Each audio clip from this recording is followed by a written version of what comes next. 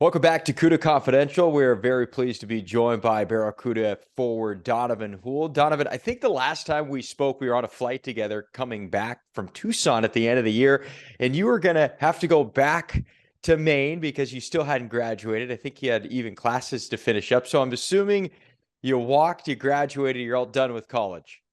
Yeah. Like you said, I went back to school. I had an exam or two to take care of, and then I was fortunate to walk and graduate with some of my teammates and friends. So it was a great experience, and I'm really glad I got to enjoy it in person. What's it like to have that behind you now? And now you can focus on being a full-time hockey player. It's one thing to be in college, you're half student, you're half hockey player, you play mostly on the weekends. Now you're full-time, it's all hockey moving forward. Is it nice to get that chapter Yeah. out of the way? Yeah, it's like kind of a crazy feeling, like not having school, being in college. You had to take classes in the summertime, and it kind of always around the corner. You always had to do some schoolwork and some. So it's kind of like a crazy feeling sometimes. Like, whoa, I don't have anything to do. Like it's quite nice, but no, yeah, it's a good thing that I have behind me, and I'm glad I did it. Yeah, it's an adjustment getting out of college and then you got no classes. You've just got a different schedule. That's almost got to be trained in your mind as well. Now that you're embarking on your pro career, we saw you last year, 4 games with the Barracuda, so you got your feet wet a little bit at the pro level. But now that you're beginning that next chapter, how excited are you to be a pro hockey player? That's a dream of basically all kids that grow up playing the sport. They want to get to the highest level. So what does it mean to you? How excited are you now to be taking on this next chapter? I'm extremely grateful for the opportunity. Obviously, also humbled, but it's really exciting. I got lucky enough to play a couple games, like you said, at the end of last season, and kind of got a taste for it. And obviously, it's I just love playing the game. So doing it pro now, it's kind of like you said, a dream come true, and it's really amazing. And I can't wait to get started again. It's interesting in life. In my world, it's broadcasting. So last year I had a chance to call a Sharks game during the regular season, and there's so much nervous energy. You can do something a million times like yourself. You've played probably thousands of minutes of hockey in your life, but until you do something, it's hard to really wrap your head around it. So now that you have some pro games under your belt, how much does that help you just feeling more comfortable, feeling more confident going into training camp next year? I think it was a huge opportunity that went a long way for myself. I was there for almost 3 weeks, I'd say, and I got to spend a lot of times with the players, some of the older guys, the coaches. So definitely tried to learn as much as I could during my time there. So obviously, I tried to be a sponge and learn a tremendous amount of just how the life goes, the lifestyle, and the stuff on the ice, off the ice. So. Um, it was a great learning experience, and I think I took a lot out of it, which I think is going to go a long way for me to be ready for next season and going into camp. So I want to go back to prior to your time with the Barracuda, that 3 week span, 4 years at Maine. You wrapped up your senior season, you signed an ATO, and then officially it was announced you'll be with the Barracuda on an AHL contract for next year. But 4 years of college in the same spot. What was that experience like to be a Black Bear for 4 years, play in that conference, be part of that really historic program? There's been some great players that have come out of Maine. But what was that experience like to be able to spend your 4 years there? It's a awesome experience, I'd say. Obviously, I have a lot left in my life, but as of right now, they were the best 4 years of my life. The people I met, coaches, people from the town, obviously friends and teammates. It was just an awesome time there. And like you said, I spent 4 years there, so it kind of became a second home. And after so much time, it kind of start bleeding blue, kind of is that what we call it, like become a true black bear at heart. And the family there, like our team, we grew so close. My coaching staff, I'm also very close with them. So it's really bonds and ties that I made that are gonna last forever. And it's a great place. I think we had probably one of the coolest rink to play in college hockey. Like you said, it's a historic program that we kind of tried to bring back on track a little bit, bring back some success, and we kind of did pretty good last year. So it was really awesome to be a part of that. Something that was way bigger than itself ourselves, obviously with the big community we had there. So it was awesome experience. Yeah, what a great way for you to end your career. You guys really were ascending as a program. A program when I was a kid back in the 90s was considered one of the best in college hockey. You think of Paul Correa and the likes of players like that. But for a while, the program a little bit down and out, but you were part of a group that from your freshman season on really begun to have some success. I want to ask, when you first stepped on campus as a wide-eyed freshman, not even knowing where your classes were, probably not knowing where you were going, to the point that you were a senior, a leader on the team. How much did you change during that span, not only as a player but as a person? I grew a lot, like you said, mostly as a person, just got more mature, just getting growing and then learning a lot from the coaches and from the older guys on the team. I went there, looking up to the older guys, and you just learn so much about life, and not only in the classes and just like things you like to do, your routine, you start getting way more serious with hockey, and obviously you got to balance school, hockey, travel, all that stuff. So kind of gives you a lot to juggle up on your plate, and you learn a lot, and I think it makes you grow tremendously as a person. I know with COVID, you were part of that group of players where you dealt with COVID, and a lot of guys were given that extra year of eligibility, and some went to graduate school. Some guys got into the transfer portal and went to different programs. You stuck though at Maine. You played the 4 years, and correct me if I'm wrong. You could have probably gone back. Did you have another year of Yeah, I eligibility to did. I did. play? Yeah. Instead, you decided to turn pro. So what went into that decision embarking on your next chapter? And was that a difficult decision by any means to give up that extra year and start playing pro? Yeah, I think it wasn't an easy decision for sure. It's the decision I spent a lot of time on. I think for me, the biggest thing was how special this year had been for us, our team, and the program as a whole. And starting getting some success, and we had such a special team there that it was really hard to leave behind, knowing I had an extra year. I don't want to say letting them down. That wouldn't be right. But it's just like tough to let go of something so special. I still had one of my closest friend there that's doing an extra year there.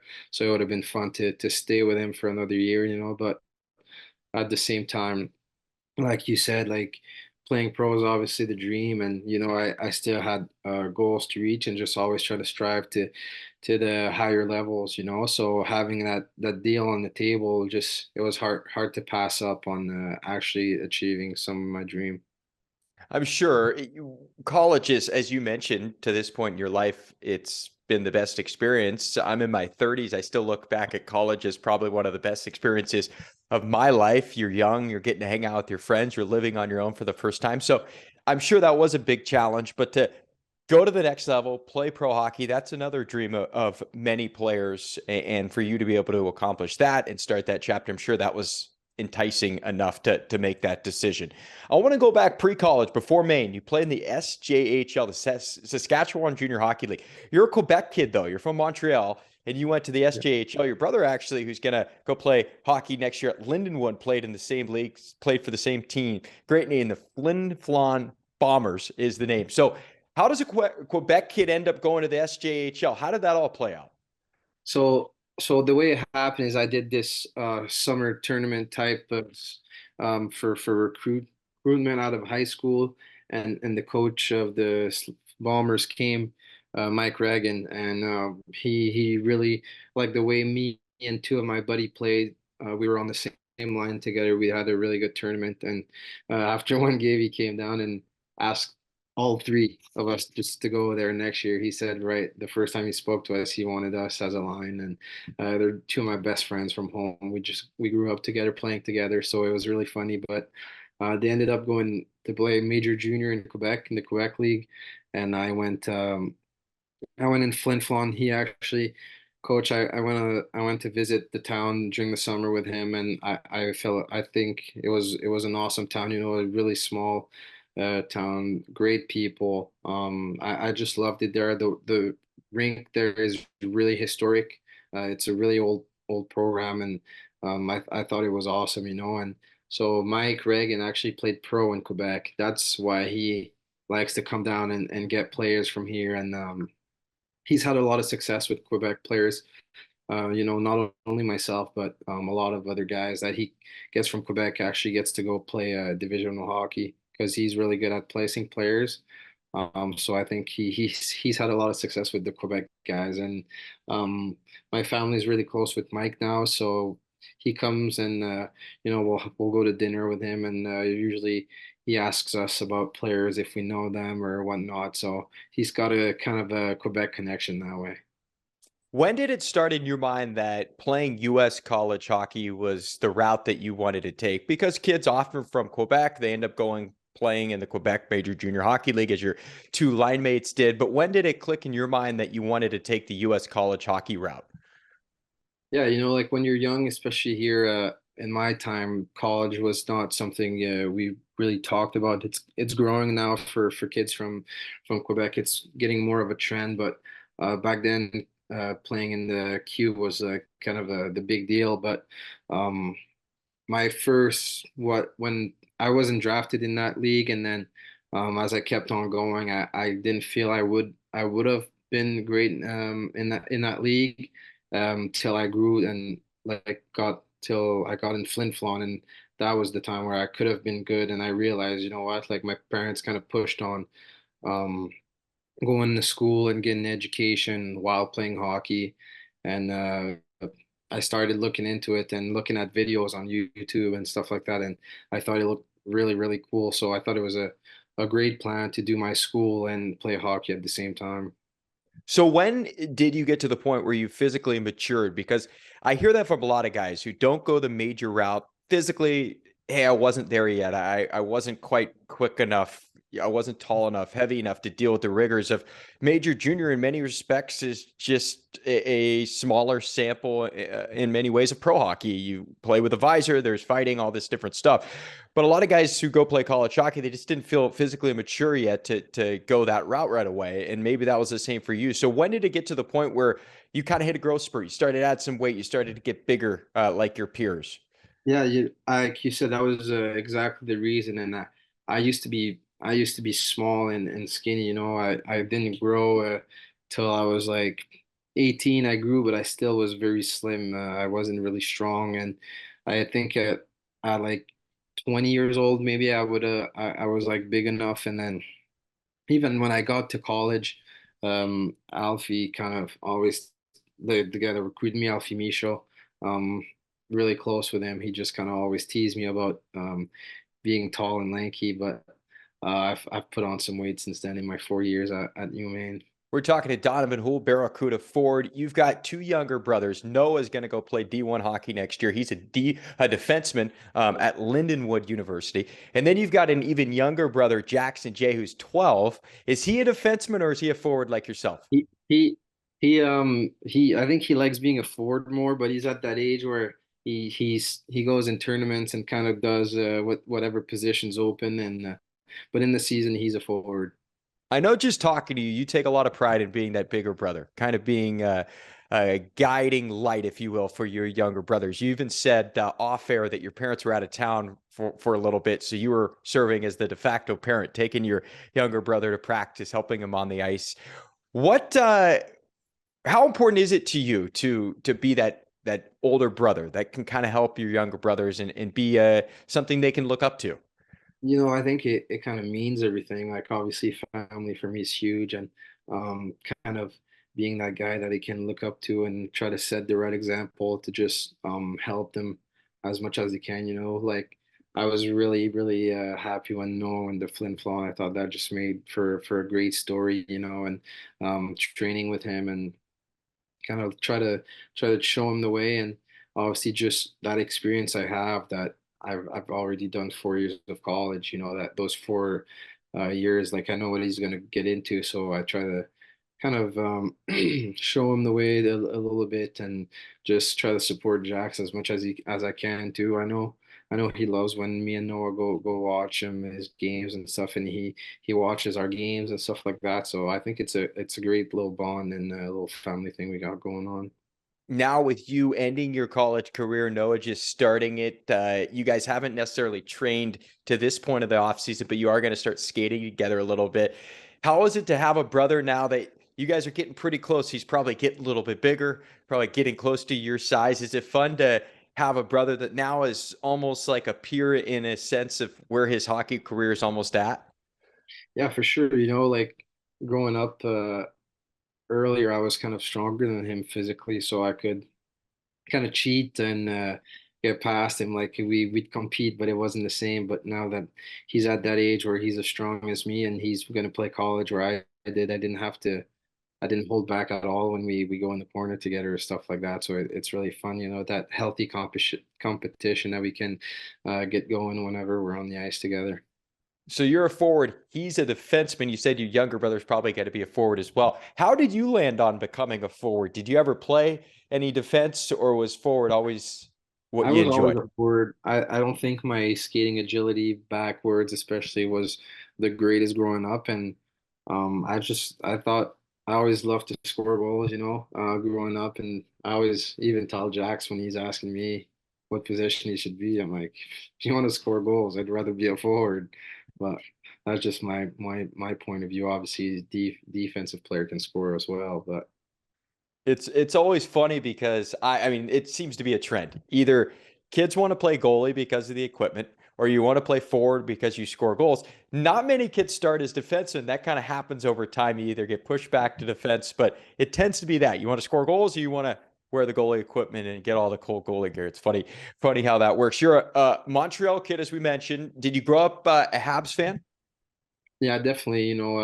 Got lucky to go to the Bell Center a couple times, watch games. I think it is always obviously a great franchise, and the city loves the team, so it's really cool to be a part of that. Who did you look up to as a player growing up? Obviously, always when I was growing up, Sidney Crosby, Ovechkin, were they're kind of still are the top guns, but they were always the coolest players to look at. What about a guy like Sidney Crosby? Do you enjoy watching his game the most? What are things that you're kind of pulling from his game? Just, I think he's just so good the way he plays. He does everything right, like he does things on the ice that sometimes just like blows your mind. And now even at his age, he's not slowing down. He's still doing great things. His puck protection, the way he skates, just everything about him is pretty impressive. And then growing up, Ovechkin just had that fire, the highlight reel goals and the shot, and he had like that was back in the time where he had those yellow laces, the crazy visor, just like he was a ride in the league. It was just awesome to watch. Not very many guys are both Ovi and Sid fans. You kind of choose one or the other, but I respect it. I mean, their games are so different. I think it's fair to be a fan of both of those two.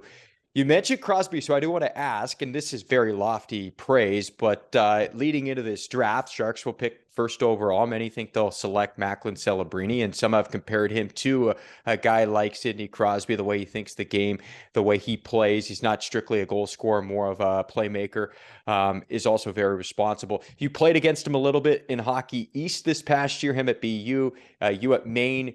Can you give us any sort of scouting report? Is all the hype that he's getting, is it pretty warranted? Yeah, yeah, definitely. I think he's a very special player. The things he's done this year at his age, it's really, really impressive. And I playing against him. It's everything's due. He's a crazy player, really good. He plays. I think that praise that compares him to Crosby. He plays a really mature style of hockey, which at his age and for the points he gets, some people usually sometimes like really offensive players don't have that type of mature two-way game, and he could take the game in his own hands and just take the game away and dominate. And doing that at his age, he's a really special player. You've never lived in California. You were here for 3 or so weeks last year to wrap up the season. What are you most looking forward to about living in San Jose? When my time there, I just had a great time with the guys. The when I left from Maine, we still had snow there, so coming in the warm weather and being able to hang outside in the sun was awesome. And we had, but I think the coolest part for me is just coming to play hockey. Well, you'll be in training camp with the Barracuda. You'll be trying to make that team, trying to start your pro career in the American Hockey League. As you approach training camp, we're a couple of months away, but what's your mindset going into that as you hope to make the Barracuda and start your career in the AHL? Just, just coming here, not with a chip on my shoulder, but just obviously being the way I've done it in my career is just being a really hard worker and leaving it all on the ice or in the workout room, or just being a heart and soul guy, and working, being one of the hardest worker out there, if not the hardest worker, because I think that's how I've earned most of my opportunities in my career. Well, you're a big family guy with your two younger brothers. You talked about how important family is. Off air, you mentioned you're back home in Montreal, and it's nice in the off season because you get to be around family more than you are during the season. So, what are you doing this off season aside from training, get ready for next year? What are you doing away from the rink? A lot of other sports, honestly. My family, we like to play tennis. We have a court not too far from our house. Tennis, pickleball, we're huge. I'm trying to get into golf. I know it's huge for hockey players in the off season. I'm really bad at it though, so like I'm working on my game, but that's pretty much it. Hanging out with friends and doing other types of sport, just spending as much time outside as I can, and yeah. Donavan Houle, Barracuda forward. We appreciate the time, man. It was really nice to meet you at the end of the year. Looking forward to being around you this upcoming year as well. Enjoy the offseason. Enjoy some time around family. You have a long season ahead, and it'll be a lot of fun, but it is a grind at times. So enjoy the time away, and we'll see you in a couple of months. Yeah, thank you so much.